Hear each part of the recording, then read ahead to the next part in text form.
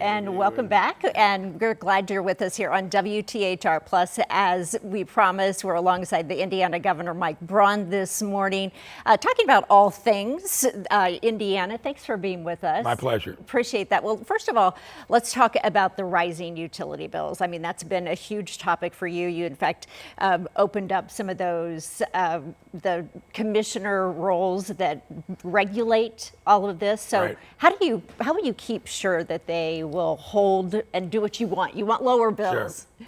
Well, when I came into office and as I was running, of course, it was property taxes. So these are all issues that, along with things you want to weigh in on, like education, healthcare, here we are now, utility rates would be the property tax issue of the year before.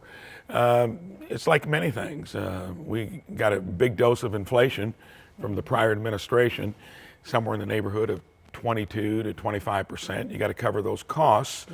You got to have a reasonable growth quotient each year. But like some school districts, some local governments, things got out of hand. It went above and beyond covering that. I think utility rates would be in that category. Some worse than others. And we've got investor-owned utilities that cover most of Indiana, REMCs, and then municipal units.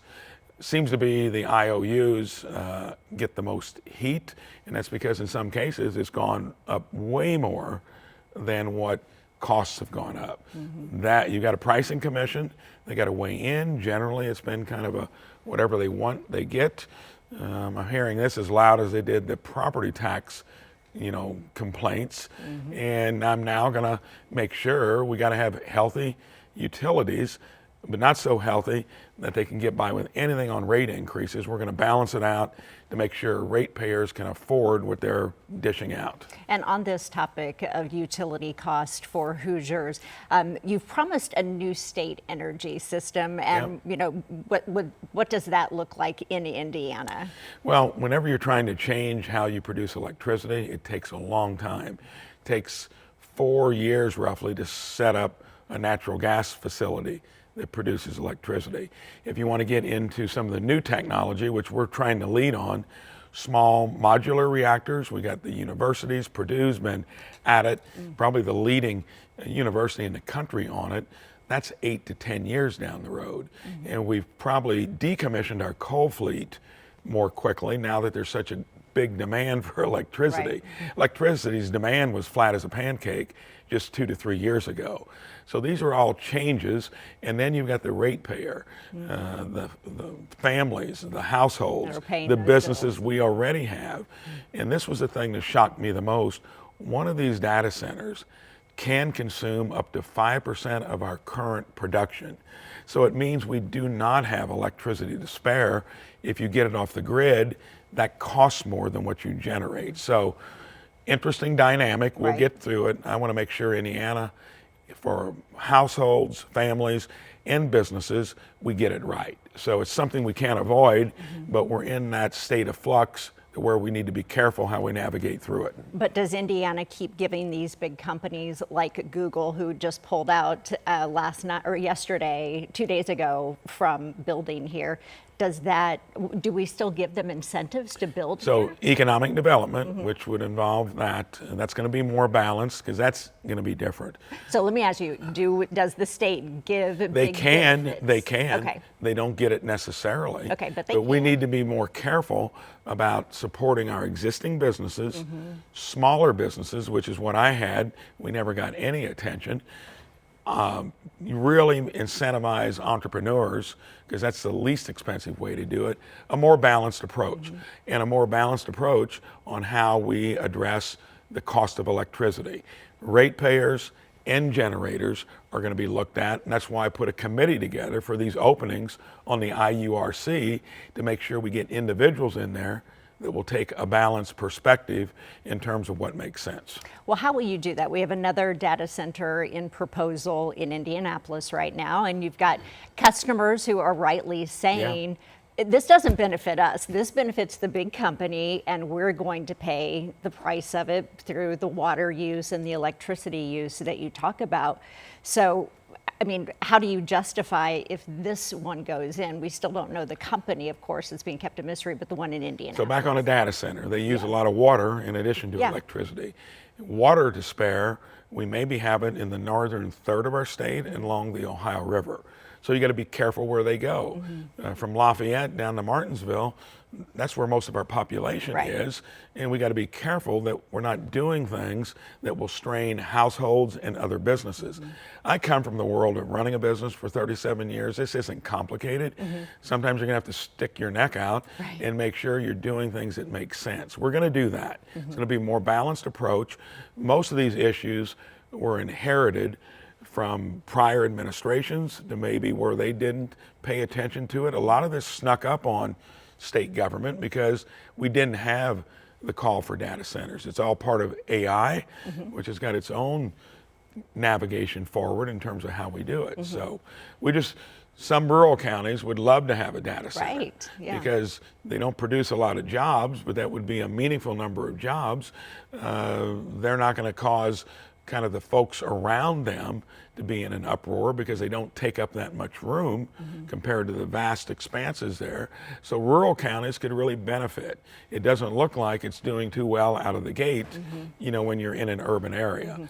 There's one up north that maybe did a little more legwork to prepare and they were for it, but you can see now this is kind of similar to wind and solar, where we currently have moratoria in about 70 counties on any more of them. And, you know, speaking rural Franklin, you know, Franklin County, they're obviously still trying to fight this from going in. So we'll see how that is. Let me switch gears here and talk about something.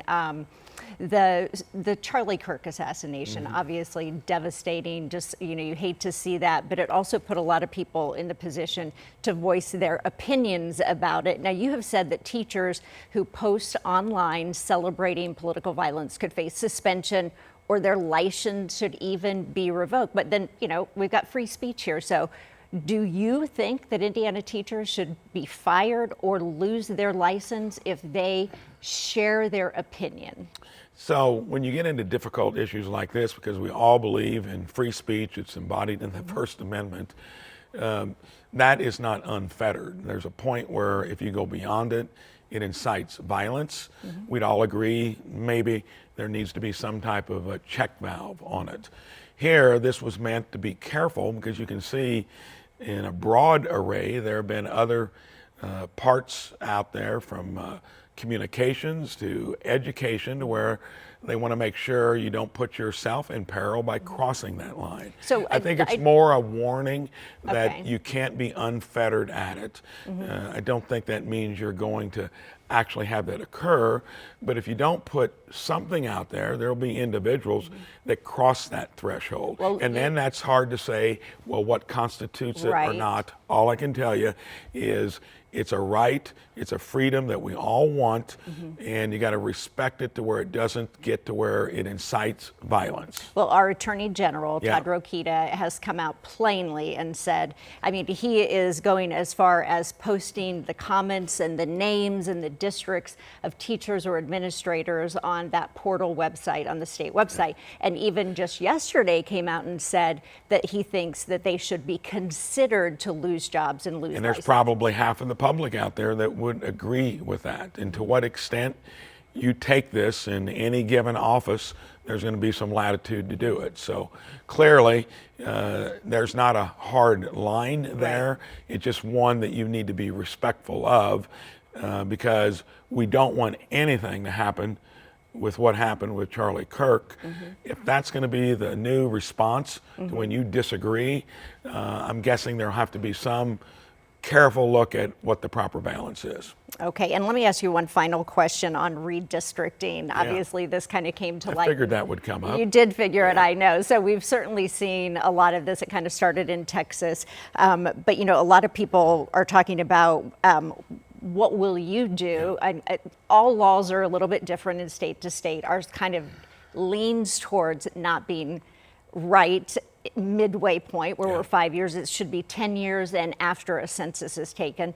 So what will you use to guide you morally on what to do here and to represent your voters? So that's a tricky issue. It's purely political. Yes, it is. And it's going to boil down to maybe the basic of is it balanced currently? I think most people that are for redistricting across the country on the Republican side, and the cry against it, which is coming mostly from Democrats, because they've gerrymandered almost every jurisdiction to the point where they can't do it anymore. Massachusetts would be our closest comparison, about the same population, slightly bluer than we are red. You know, all 9 districts are Democratic. And my observation is that we've been somewhat flat-footed on that kind of stuff, and you can see that it's going to cascade across the country.